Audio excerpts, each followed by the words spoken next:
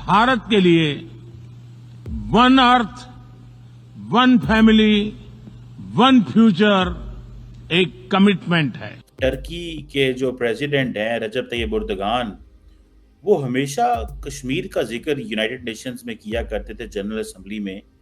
इस दफा उन्होंने नहीं किया। ग्लोबल संस्थाओं में रिफॉर्म्स आवश्यक है। ये खुद ही देखें और कंपेयर करें कि एक अच्छा स्पोक्स पर्सन जो एक्चुअली अपनी कौम रिप्रेजेंट करता है, तो फिर दुनिया कैसे उसकी जय जय करती है। वो दुनिया में तो और बड़ा कुछ होता है। दुनिया तो चांद पे भी जाती है, मरीख पे भी जाती है। दुनिया तो अजीबो गरीब तरह की चीजें भी इजाद करती हैं। मोदी साहब अपने मुल्क का ये बहुत इंपॉर्टेंट मुद्दा जो है लड़ रहे हैं, मगर इंटरेस्टिंगली एक तो आप देख सकते हैं कि स्पीच इनको याद है। He has memorized the speech। दुनिया का सबसे बड़ा फोरम है, मोदी पेपर्स नहीं देख रहा, कुछ नहीं पढ़ रहा।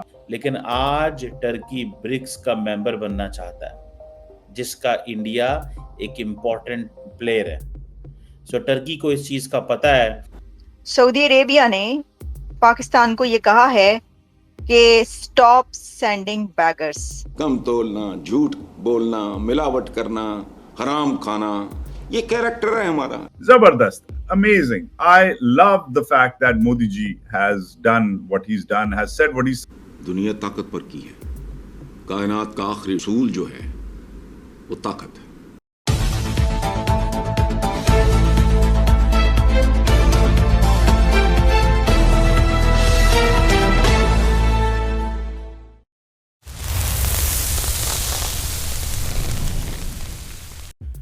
नमस्कार दोस्तों, स्वागत है आप सभी को इंडियन न्यूज़ एचडी के और एक नए वीडियो में। आशा करते हैं आप सभी लोग अच्छे होंगे। तो दोस्तों, जैसे कि आप लोग क्लिप में देख रहे थे, पाकिस्तानी मीडिया ये प्रशंसा कर रहा है मोदी जी ने जो यूएन में भाषण दिए हैं उस भाषण को लेके, क्योंकि मोदी जी का उम्र हो गया है, आज करीबन 74 ईयर्स का मोदी जी है, और जैसे भाषण उन्होंने याद करके दिए हैं वो शायद ही कोई नेता दे सकता है।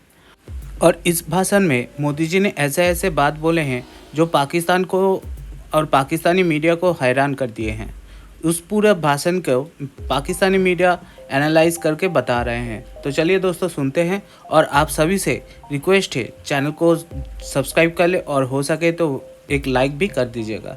तो चलिए दोस्तों वीडियो की ओर चलते हैं। टर्की के जो प्रेसिडेंट हैं रजब तैयब एर्दोगान, वो हमेशा कश्मीर का जिक्र यूनाइटेड नेशंस में किया करते थे, जनरल असेंबली में। इस दफा उन्होंने नहीं किया। क्या वजह है?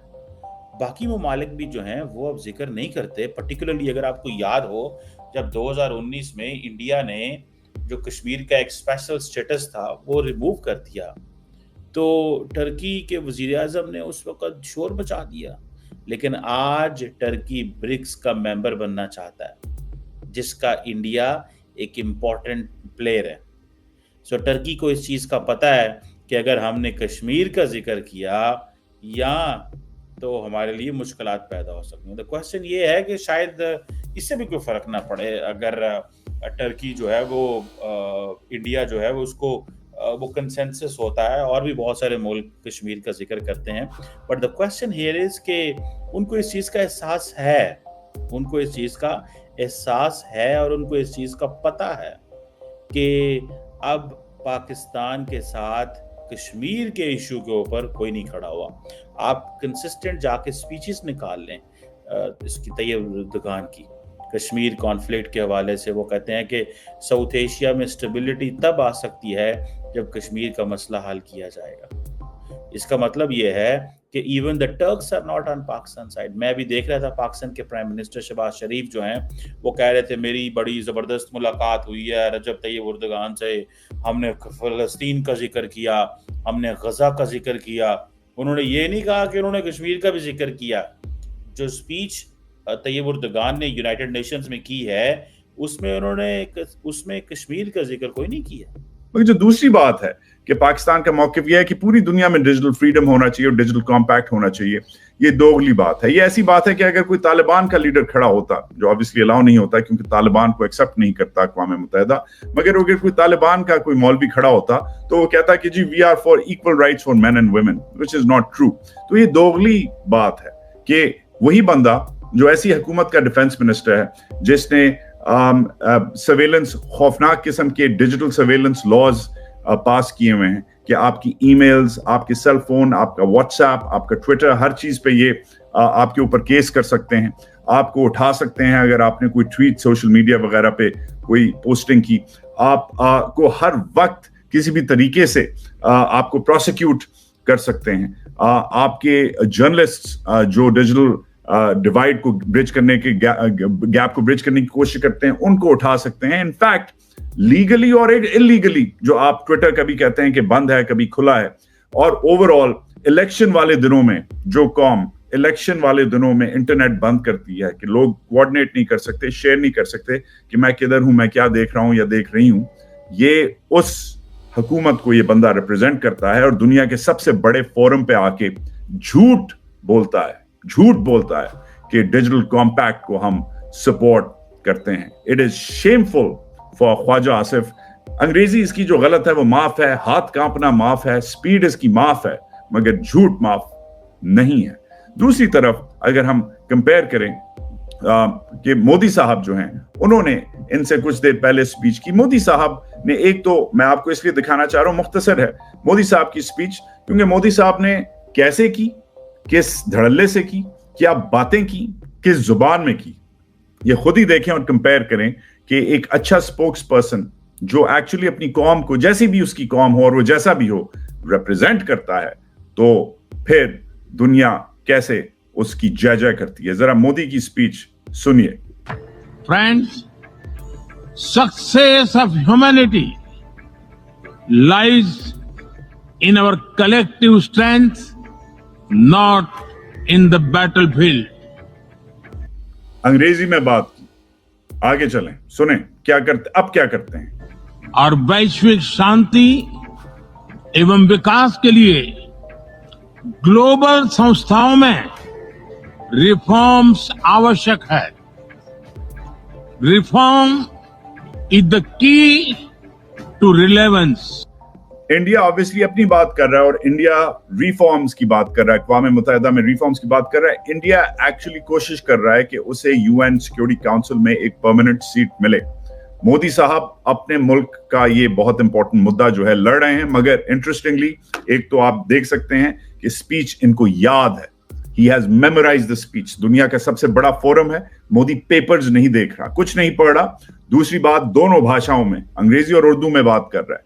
तीसरी बात क्या कर रहा है, आगे बढ़ने की दोगली बातें नहीं कर रहा, मगर आप देखें कि क्या करता है और पाकिस्तान को कैसे तड़ी लगाता है दुनिया के सबसे बड़े फोरम पे।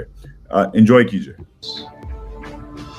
अफ्रीकन यूनियन को नई दिल्ली समिट में G20 की स्थायी सदस्यता इसी दिशा में एक महत्वपूर्ण कदम था।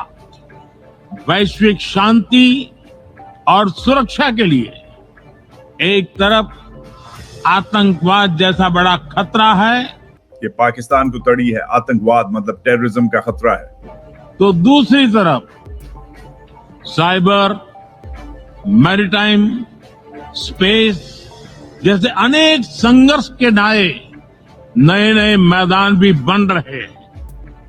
सिंपल बात है।